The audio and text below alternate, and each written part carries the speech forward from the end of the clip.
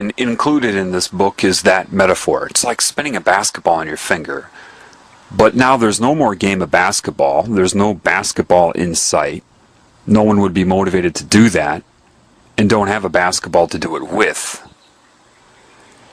And all the people have memorized it, though, and they're actually using this metaphor to recruit others into a similar belief system, when none of them have spinned a basketball on their finger. Therefore, the real meaning behind that is gone. Whatever Christ said to people when he was talking with them, if that happened, of course, would have been in the moment, catered to whoever he was speaking to.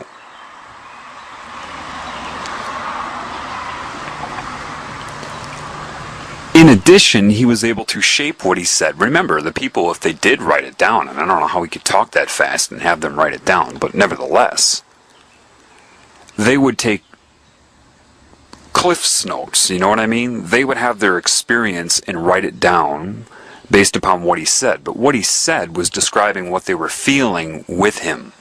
The understanding they got when he was speaking it, in that moment, in that time. So he went on using parable after parable, metaphor after metaphor, because you can only bring people to the truth with metaphor. You can't tell them the truth with metaphor like I just explained. So he'll try it again. It's like this and this. It's like this and this and this.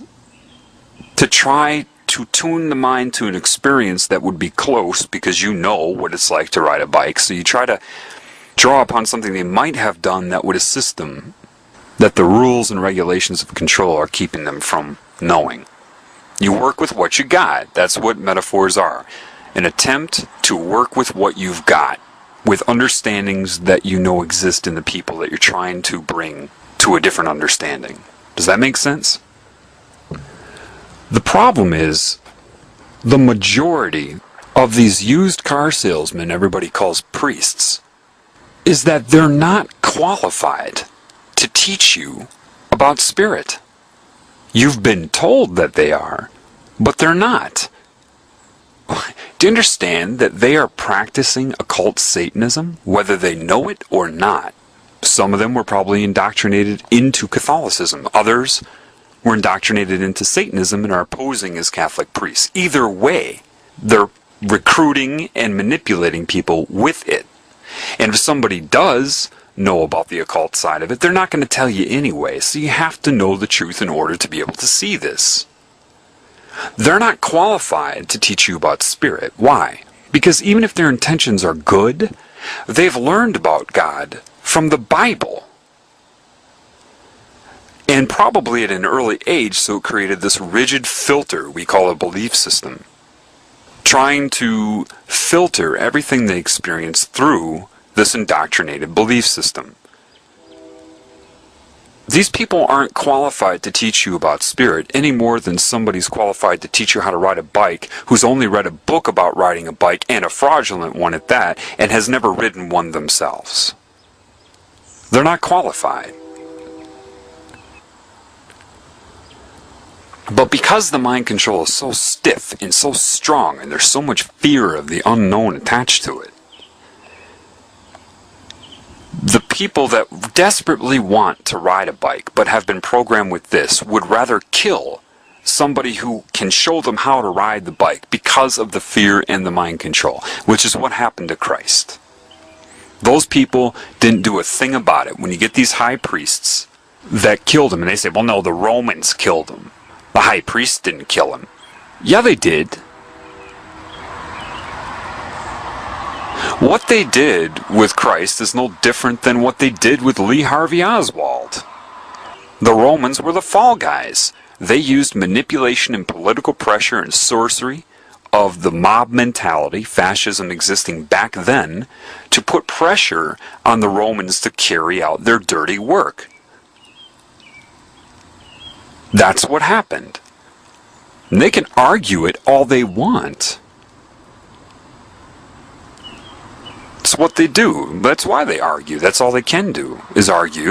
And eventually they can't answer these questions anymore, so they just talk over you. Or, I love this one, you're crazy, you need some therapy, Generally, the people that run the world will come off as the nice ones.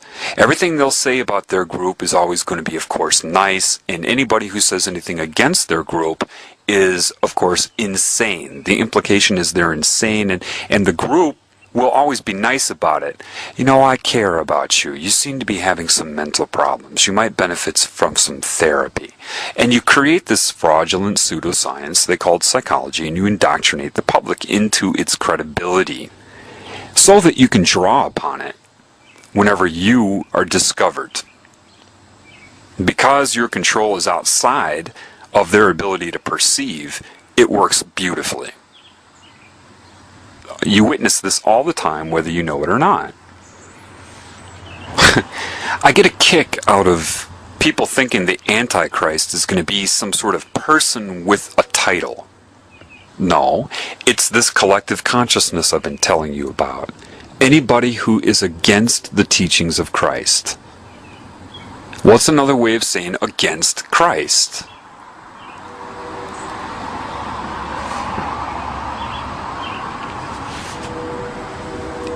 Antichrist.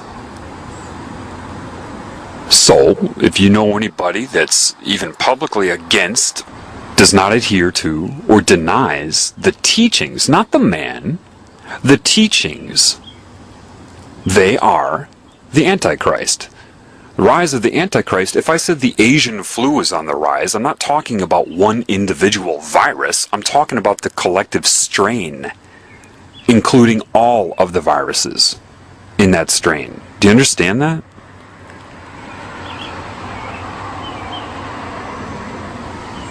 The rise of man, does it mean the rise of one man?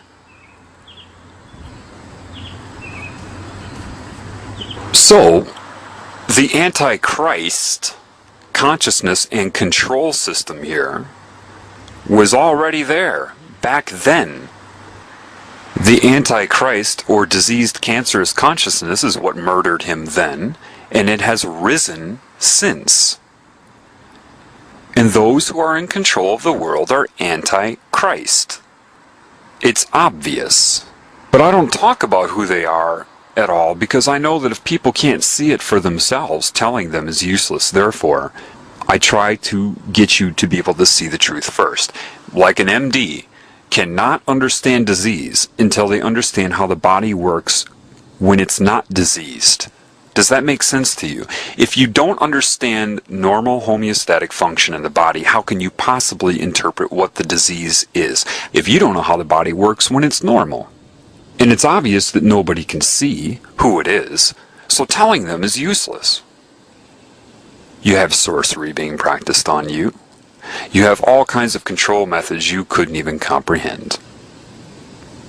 My goal is not to attack anybody. My goal is to fix this whole thing. I don't want to get out and escape it, because it will still exist. And believe me, if I'm being shown what's going on, that means something larger isn't happy with this situation either. So, it's not going anywhere. Look, if you want to know the nature of a priest, just ask him 3 questions.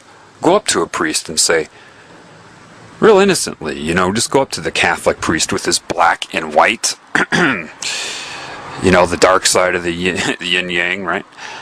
Black and white uniform. Or his robe as he's burning incense. All of these things you're warned about in the Bible. However, mind control works, doesn't it? No Christian is able to put 2 and 2 together. Forget about whether they thought of doing it.